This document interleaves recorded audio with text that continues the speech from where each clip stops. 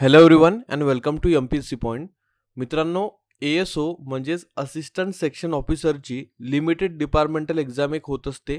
त्या एक्झामसाठी सिलेबस काय आहे हे कम्प्लिटली आपण या व्हिडिओमध्ये बघणार आहोत. तुम्हाला व्हिडिओच्या एंडला सिलेबसची PDF कुठे मिळेल हे देखील मी सांगतो. तसेच सिलेबसला कोणता विषय आहे, कोणते प्रश्न किती मार्कांना तुम्हाला विचारले जातात, हे सर्व काही आपण या व्हिडिओमध्ये कव्हर करणार आहोत. चला तर आजच्या व्हिडिओला सुरुवात करूया.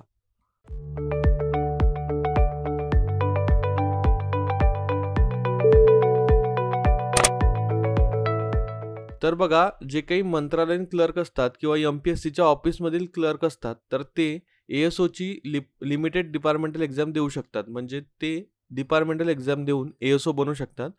तर यासाठी MPSC आयोगाद्वारा ऑनलाईन परीक्षा घेतली जाते आणि यासाठीचा सुधारित सिलेबस आयोगाने ऑफिशियली त्यांच्या वेबसाईटवरती टाकलेला आहे. तोच आपण या व्हिडिओमध्ये कव्हर करणार आहोत. बघा, प्रश्नपत्रिकेची संख्या 2 असते तुम्हाला आणि लेखी परीक्षा 200 गुणांची असते तुमची. ही 2023ला परीक्षा ऑनलाईन झाली होती आणि 24ला जी परीक्षा होईल ती देखील ऑनलाईनच होईल. परीक्षा केंद्र जे असेल ते फक्त मुंबई असणार आहे तुमचं. यासाठी बघा प्रॉपर जाहिरात येत असते. जाहिरातीमध्ये सर्व काही मेन्शन असतं आणि हा परीक्षा योजनेमध्ये तुमचा सिलेबस वगैरे दिलेला आहे. बघा, परीक्षा योजना आहे तुमची. 2 पेपर होणार आहेत. प्रत्येक पेपर 100 गुणांचा असेल. पेपर क्रमांक 1 जो 100 गुणांचा असेल, पेपर क्रमांक 2 तो देखील 100 गुणांचा असेल. यासाठी तुम्हाला 1 तास वेळ प्रत्येक पेपरला आहे. MCQ बेस तुमचा पेपर होणार आहे. पेपर क्रमांक 1 बाबत आपण बोलूया. पेपर क्रमांक 1 मध्ये बघा तुम्हाला इंग्रजी, मराठी आणि सामान्य ज्ञान, शासकीय योजना व शासनाशी संबंधित बाबी हे विषय असतात. इंग्रजी मराठीचा दर्जा 12वी असतो. माध्यम जे आहे ते इंग्रजीतूनच असतं आणि मराठी आणि हा जो इतर विषय आहे त्यासाठी मराठी माध्यम असतं. प्रश्नसंख्या व गुण 100 असतात. 1 तास वेळ मिळतो. MCQ बेस तुमचा पेपर असतो. डिटेल सिलेबस नंतर तुम्हाला सांगतो. पहिल्यांदा फक्त पेपरचा पॅटर्न जाणून घ्या. पेपर क्रमांक 2 मध्ये तुम्हाला कार्यालयीन कामकाज, ज्ञान व पद्धती या संबंधी प्रश्न असतात. यामध्ये सेक्शन 3 असतात. सेक्शन A, सेक्शन B आणि section C. A, B, C प्रत्येक सेक्शनमध्ये वेगवेगळे विषय आहे. बघा, क्लर्क हे दोन प्रकारची पोस्ट असते. म्हणजेच जर तुम्ही MPSCतून क्लर्क बनलेला असाल तर तुम्हाला मंत्रालयामध्ये एकतर जॉब मिळतो किंवा तुम्हाला सर्व्हिस जी आहे ती MPSCच्या ऑफिसमध्ये मिळते. तर यापैकी म्हणूनच हे 2 ऑप्शन तुम्हाला इथे दिसतात. एक म्हणजे मंत्रालय व आयोग यांच्या सामायिक कामकाजाविषयीचे घटक. हा सर्वांना कंपल्सरी आहे. आणि दुसरं जे आहे फक्त मंत्रालयाच्या कामकाजासंबंधीचे घटक.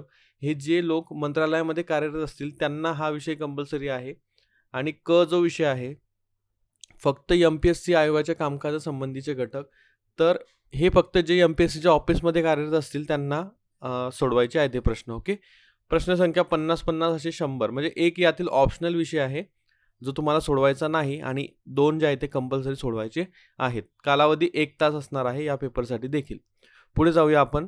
नकारात्मक गुणदान जे आहे ते चुकीच्या उत्तराकरता 25% किंवा 1/4 एवढे गुण जे आहे ते निगेटिव्ह करतात, जे की सर्व MPSCच्या परीक्षांना सध्या तरी लागू आहे.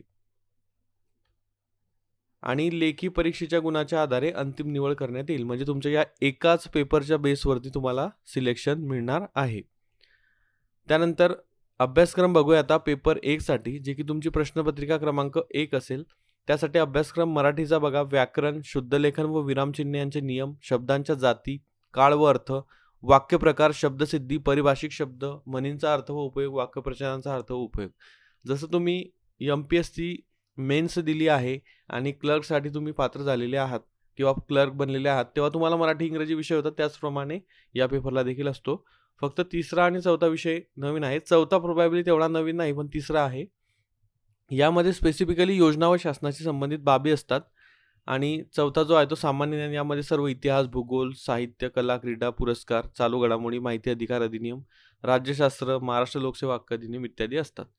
बघा, मराठीचे तुम्हाला 25 प्रश्न विचारले जातात. इंग्रजीत तुम्हाला 25 प्रश्न विचारले जातात. आणि हे जे 2 सेक्शन आहे यांचे मिळून तुम्हाला 50 क्वेश्चन विचारले जातात. अशा प्रकारे तुमचे हे 100 प्रश्न होतात. 25, 25 आणि 50 प्रश्न. त्यानंतर प्रश्नपत्रिका क्रमांक 2 कडे जाऊया. इथे क्लिअरली मेन्शन केलेली एक बाब तुम्हाला लक्षात घ्यायची आहे. मंत्रालयीन लिपिक वर्गीय कर्मचाऱ्यांनी विभाग अ आणि विभाग ब सोडवणे आवश्यक आहे, म्हणजेच कंपल्सरी आहे. व महाराष्ट्र लोकसेवा आयोगातील लिपिक वर्गीय कर्मचाऱ्यांनी विभाग अ आणि विभाग क सोडवणे आवश्यक आहे. मी तुम्हाला ऑलरेडी सांगितलं, जे मंत्रालयीन क्लर्क असतील त्यांनी सेक्शन ए आणि सेक्शन बी कंपल्सरी आहे. जे MPSCच्या ऑफिसमध्ये क्लर्क असतील त्यांना सेक्शन ए आणि सेक्शन सी कंपल्सरी आहे. ओके, तर या सेक्शनमध्ये काय येतं बघा, विभाग अ जो दोघांना कंपल्सरी आहे, मंत्रालय व आयोग यांच्या सामायिक कामकाजाविषयीचे घटक. म्हणजे मंत्रालय व आयोगाचं बेसिकली जे कामकाज आहे त्या संबंधीचे घटक आहे ते तुम्हाला अभ्यासावे लागतात, कारण तुम्हाला ASO बनायचं आहे म्हणून तुम्हाला ते त्याच संबंधित विषय असतात. ओके, भारताचं संविधान आहे, यामध्ये सब टॉपिक इथे क्लिअरली दिलेले आहे. DPSP असतील किंवा फंडामेंटल राईट्स असतील, फंडामेंटल ड्युटीज असतील, हेच तुम्हाला अभ्यासायचं आहे. महाराष्ट्र नागरी सेवा वर्तणूक अधिनियम हा अभ्यासायचा आहे 1979चा. महाराष्ट्र नागरी सेवा नियम क्रमांक 9 ते 20, 27, 31, 45, 47 हे तुम्हाला अभ्यासायचे आहे. विभाग ब जो आहे तो फक्त मंत्रालयाच्या कामकाजासंबंधीचे घटक त्यामध्ये आहे. मंत्रालयाच्या कामकाजासंबंधीचे घटक म्हणून तुम्हाला हे सर्व वाचायचं आहे. टॉपिक 1 व 2 तुम्ही डिटेलमध्ये वाचू शकतात. यामध्ये विधिमंडळ कामकाज देखील तुम्हाला अभ्यासायचं आहे आणि भारताचं संविधान देखील अभ्यासायचं आहे विभाग ब मध्ये. विभाग क जो आहे त्यामध्ये फक्त महाराष्ट्र लोकसेवा आयोगाच्या कामकाजासंबंधीचे घटक तुम्हाला अभ्यासायचे आहे. यामध्ये संविधानातील जे अनुच्छेद आहे बघा, हे दिलेले आहे ते मेन्शन, ते तुम्हाला पाठच पाहिजे. आणि MPSCची कार्यपद्धती असेल, सेवा शर्तीचा नियम असेल 1971चा, 1965चा, तो तुम्हाला अभ्यासायचा आहे. आणि शासन व आयोगादरम्यान पत्रव्यवहार करण्याविषयीच्या कार्यपद्धती, त्या संबंधित सूचना वगैरे, रूल्स ऑफ प्रोसिजर अमेंडमेंट तुम्हाला अभ्यासायचे आहे. आणि जाहिराती, निविदा, शासकीय खरेदी धोरण वगैरे तुम्हाला अभ्यासायचं आहे. ओके, टीप जे आहे ते बघा इथे लिहिलेली आहे, सर्व कायदे, नियम व अधिनियम सुधारणासह लागू राहतील. म्हणजे ज्यांच्या या कायद्यामध्ये काही सुधारणा झाली तर त्याच्यावरती क्वेश्चन तुम्हाला विचारले जातील. सिलेबस जो आहे तो 30 एप्रिल 2025 म्हणजेच 1-2 दिवसाआधीच अपलोड करण्यात आलेला आहे. सो म्हणूनच हा सिलेबस तुम्हाला मी या व्हिडिओच्या माध्यमातून सांगितला.